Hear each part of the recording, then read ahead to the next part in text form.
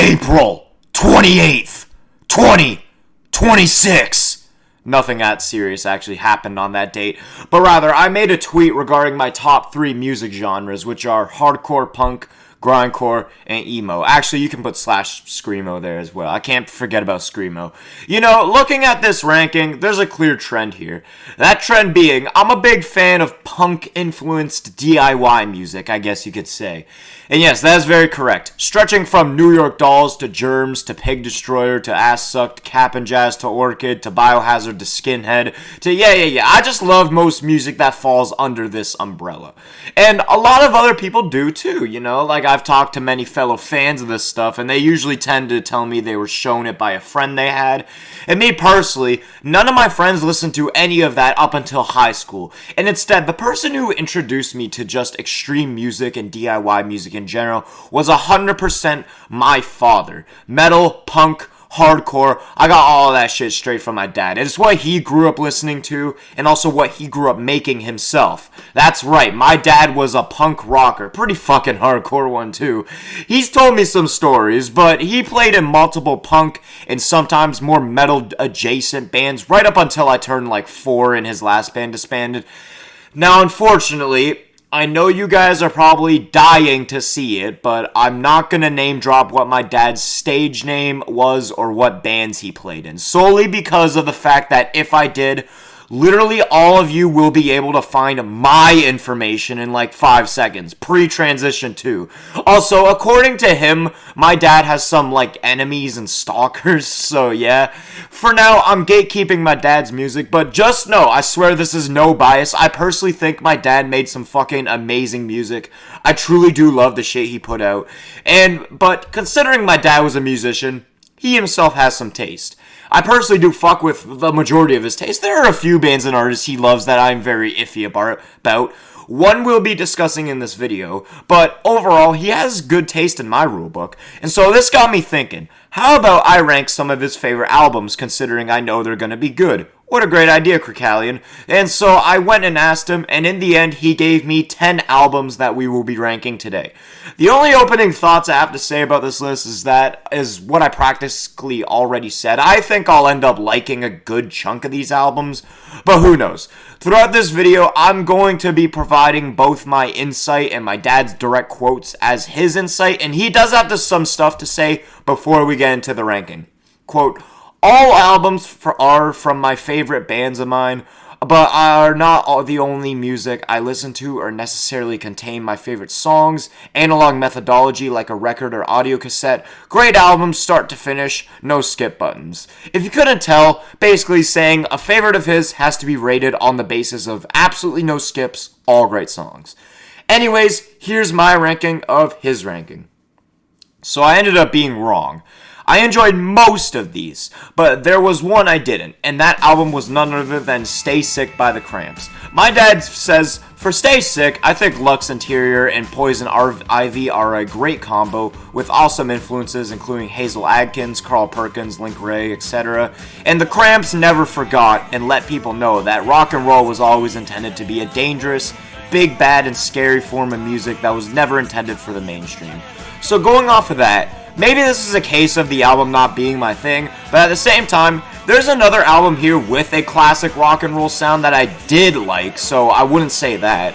My issue with this album is the fact that it starts out fine, but you slowly make your way through the track list and you start thinking over and over again, it's like, I just heard this song.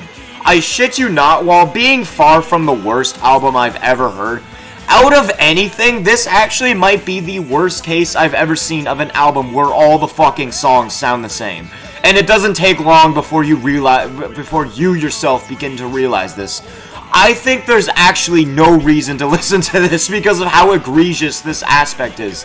Though, to give this album the little flowers I can give it, there are some good tracks.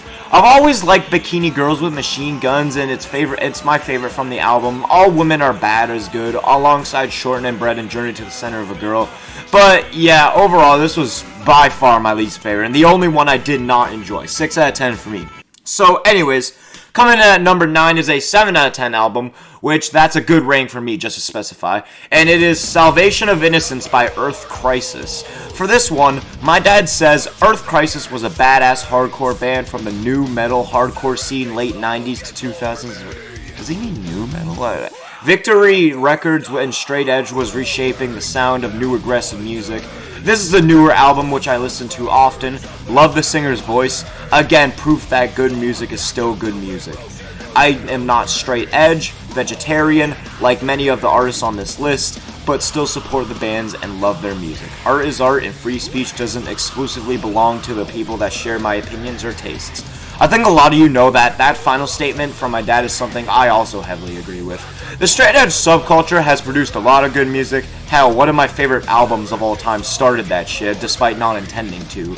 Anyways, on to Earth Crisis. I give this one a 7 out of 10 for one very clear reason, and I've given many others albums 7 out of 10s due to this exact same thing. That being, one half of the album is admittedly kinda stacked, and then the other half is the most forgettable shit ever. I don't necessarily hate hardcore, but I'll admit there's a lot of extremely similar sounding stuff. This album actually shapes up to sort of defy that in the first half, and then falls into the typical hardcore trap in the second half. That's my sole reasoning for the rating. I think it's very fair, but as I said, the first half is pretty good. Okay, so up until the top 3, the following albums are all 8 out of 10s from me, starting with number 8, which is Bone of Drag by Morrissey. My dad says Bone of Drag, although technically a compilation, is front to back amazing. The top Morrissey album in my opinion. Favorite song from the album is Interesting Drug, such a unique song, but all are good and highly produced and unique. Some of you may be surprised that despite me being a JPEG Mafia fan, I can get behind Morrissey's music. He is a dick, everyone knows that. You don't have to point it out every single time, like we know, but like I still like his music. Anyways, solid, just very solid, it's enjoyable. It's simple and it flows well, you know, and overall it carries many great tracks. Morrissey himself is a very good singer in my opinion, so that is a heavy quality. I do agree with him that Interesting Drug is a pretty unique song. It's not my favorite though. That title would go to the last of the famous international playboys. But yeah, simple and effective. Coming in at number 7 is the first album that my dad picked out for this list. And I knew right from the get-go this band was going to end up in his top of all time. But anyway, 7th place goes to Meantime by Helmet. My dad says, for Meantime, Helmet has been one of my favorite bands for a long time. I love their sound, and the drummer on this album is one of my favorites of all time. My favorite song on this album is Ironhead.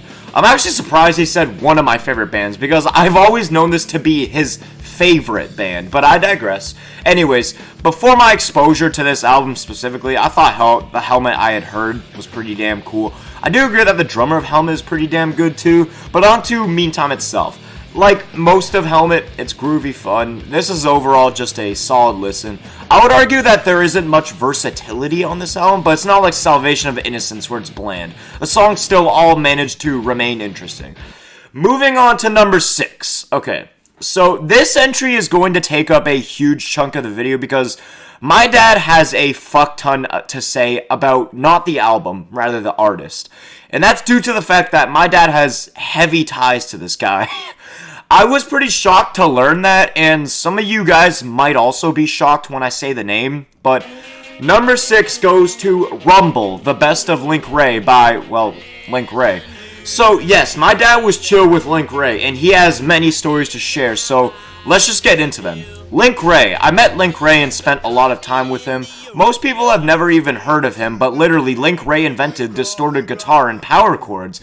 Okay, at this point in the video, I really want to say, my dad doesn't claim to be, like, the all-knowing music lord, so go easy on him if he says something that's kind of wrong. I was admittedly caught off guard, too, when he said that. Like, yes, I think a lot of people with basic music knowledge know or have at least heard the name Link Wray. But anyways, if it was not for him, there would have been no metal or punk or anything. He told me stories of playing at fairs and other venues as a young guy, being pressured to make more mainstream music so he could be on the radio like Elvis, and sticking to his roots and never changing. He was also part Native American growing up and poor in a racist community, and that racism followed/haunted him in his music career.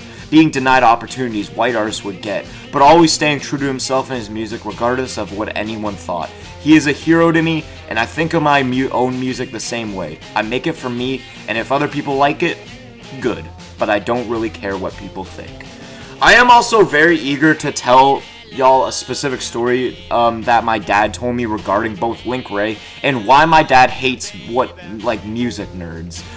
Unfortunately, I don't have his direct quote, so I'm playing the telephone game with this one. But anyways, he told me about how on one of the times he was backstage with Link Wray, they were chatting as usual. Then one of the stage management guys comes over and says that there's another fan wanting to come backstage.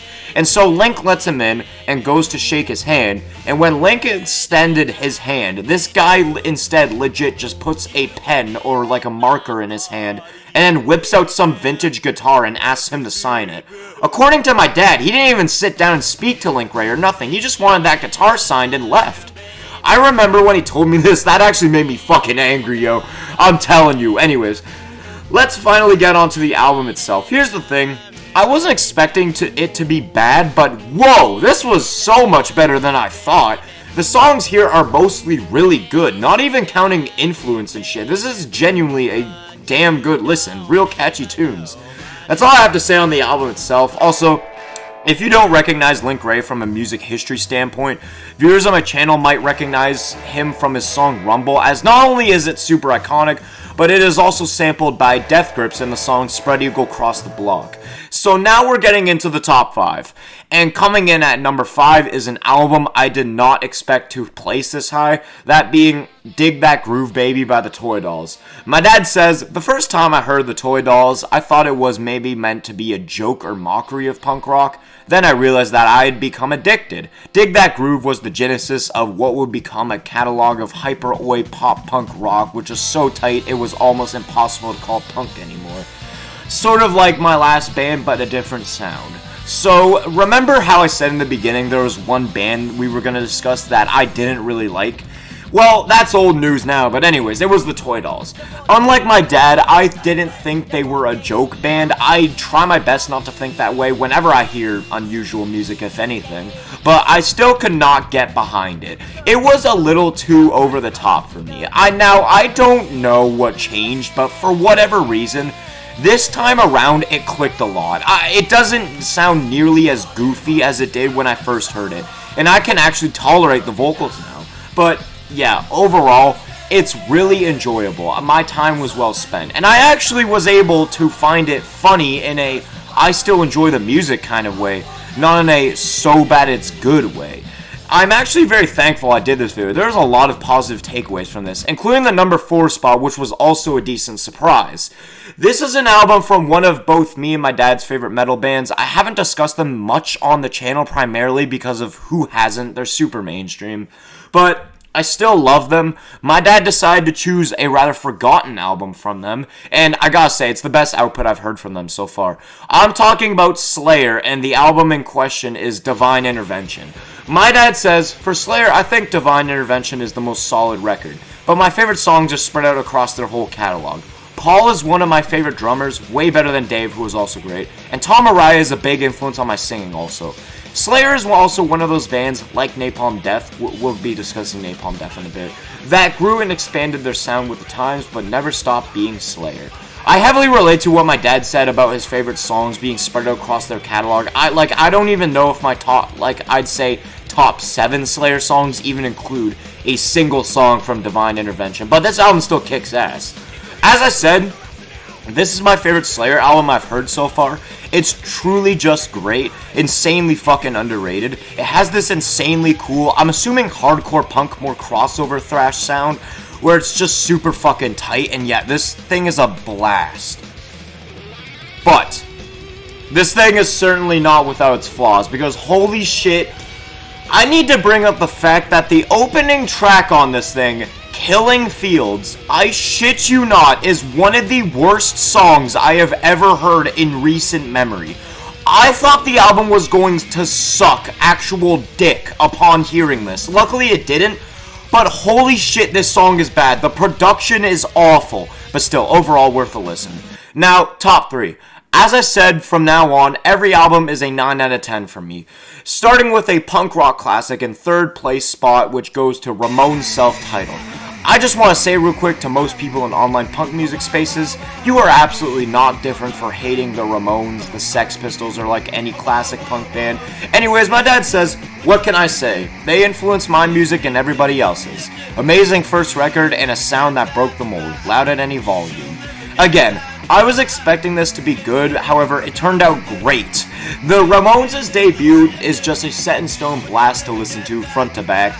It carries like barely any weak points too. One major thing I want to bring up is that this record was way ahead of its time in terms of energy. Classic punk is still punk, yes, but it usually doesn't carry the energy of later bands like Bad Brains or Bikini Kill. While this album isn't crazy, it has a much more notable amount of energy compared to most classic punk projects, and I really appreciate that. It's iconic as hell, and this low-key might have contributed to an unfair rating, but this album is also incredibly nostalgic to me. I grew up on some of my favorite, I grew up on the Ramones. Both my parents loved them to death, and yeah. Number 2 and 1 are both albums from some of my favorite bands, and we're kicking number 2 off with the aforementioned Napalm Death. Now, my dad didn't give me the list of albums all at once, and this was the final one he decided on, except at first he legit just said, every Napalm Death album. And I was just like, whoa, Dad. Napalm Death has like 18 and counting albums. As much as I love this band, this isn't a video where I rank their whole discography. And so I forced him to pick one of the Napalm Death albums. He almost went for Words from the Exit Wound for the sole reasoning of it's their least popular record, but he instead changed his mind, and so the album we're going off of is Time Waits for No Slave. My dad says, I love all of it. I look at it as one huge body of work. From the beginning to current, all good. Love Barney and all of the guys. Their music is fantastic. Late era Napalm Death has to be one of the most fucking underrated things ever. If you're one of those grind peers who says shit like, Napalm Death only has 2 records, 9 out of 10 chance you got a micro penis. Like, because, dude, it's stupid to disregard their late era shit, because some of this is just as, and I'd argue, even more abrasive, especially production-wise, than the classic Napalm Death records. Anyways, Time Waits for No Slave is such a worth it album. This is just tight, near-dissonant grindcore bliss. The production is so fucking in your face. Oh my god, it's so goddamn good. The riffs are insane, the drumming, the vocals. I mean, it's Napalm Death, man. Like, yeah. It's admittedly a much more long album from Napalm Death, but because it's so good, it's not like you're gonna be begging for this to end. If anything, you want it to go on longer. I do have one only slight complaint, and that is that this album peaks too early, because the first 5 tracks are insanity, and then the rest is still fast, tight grindcore, but nowhere near the first 5, okay? And with that, we're at the number 1 spot. As I said earlier, this is another one of mine and my dad's favorites. Actually, my parents' favorite bands. These guys got a specific mention in the Bands I Love video. They've been my favorite punk band for a long time, and I could care less how basic or poser of a pick it is. But number 1 goes to Walk Among Us by Misfits. My dad's final comments for this video are going to be, for Walk Among Us, my favorite song is 20 Eyes. Love the Misfits, met them too. Danzig is a huge influence on my vocals, and Misfits was always an influence to various bands/projects of mine. I gotta say, I'm telling you guys, if you ever do end up hearing my dad's music, you'll definitely hear that fucking Misfits influence. But anyways, Walk Among Us is my favorite Misfits album, and it is what I call a holy shit album, where it's so good, fast, and consistent, when you just feel like you're absolutely breezing and soaring through the track list. I love every single song in this album. 20 Eyes is good, but I do think there are a lot better songs, including but not limited to I Turned Into a Martian, Nike A Go-Go, Night of the Living Dead, Vampira, Astro Zombies, Devil's Whorehouse. But there's 2 songs I want to specifically bring up. First of all, let's get this out of the way. Skulls is my favorite Misfits song. It's literally perfect, but specifically this version. The one on Collection 1 is honestly a crazy downgrade. But speaking of better versions of songs, this is where I need to talk about fucking Mommy Can I Go Out and Kill Tonight. For the longest time, up until listening to this album, I did not like this song. Every other version of it is like so crappily produced to the point where on some of those versions, I can't even make out what's fucking going on in the song. This version is beyond refreshing, and honestly, it has to be one of Misfits' best, okay? This whole album is just energy, hype moments, and aura, and I think we can all agree it would be a better world if this was on streaming. So yeah, there's my ranking of my dad's favorite albums. I overall had fun listening to this selection. A lot more fun than the other one, which made me see the true colors of the Rate Your Music chuds, but whatever, we've moved on to better things. And yeah, good talk.